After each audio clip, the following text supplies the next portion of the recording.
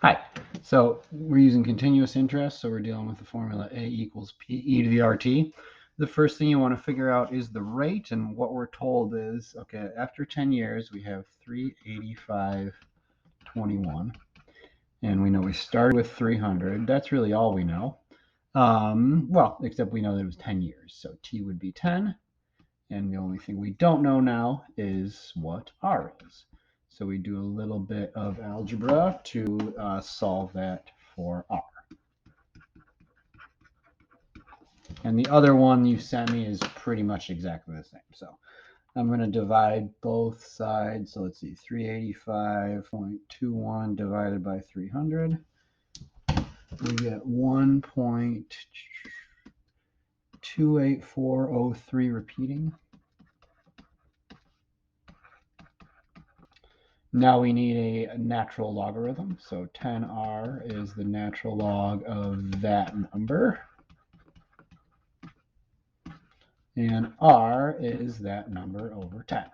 And if you just use that number that's already stored in your calculator and just kind of copy it, you'll get the most accurate result. So hit ln and then kind of go back up and copy it and then divide that number by 10. And you get 0.025,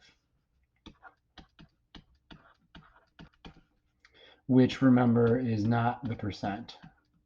The percent is what you get when you move the decimal place over twice. So then we're asked for the time to double. So now that we know the rate, we can say, okay, so doubling means we'd have 600 bucks.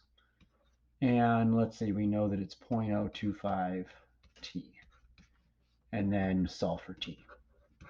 And then kind of remember, so the first thing you do is divide by 300, which just kind of gets rid of the 600 and the 300 and just makes it 2. So now you see you do the same thing. So you take it ln to both sides, divide both sides by that 0.025, and plug that into your calculator. You get 27.73-ish. Wow, that's a long time. That's a really chintzy interest rate. So right after 10 years, we've only made 85 bucks, and we'd have to wait 27 some years for it to double. So I'm not. It says rounded to 4 decimal places, so it's 27.7259 years. There you go. Okay, so the other one you sent me, you set it up pretty much exactly like that. And if there's one of these on the final, it'll be more straightforward the way I ask the question.